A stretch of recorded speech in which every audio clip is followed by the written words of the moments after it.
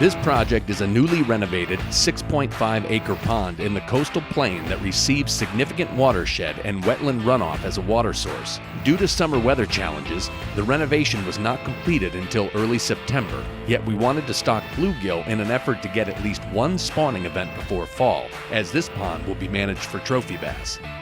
To foster optimum spawning conditions, we needed to correct the poor water quality as soon as possible.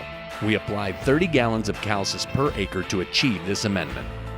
Using Calcis allowed us to add lime without destroying newly graded and seeded pond shoreline with the typical equipment used for ag lime applications.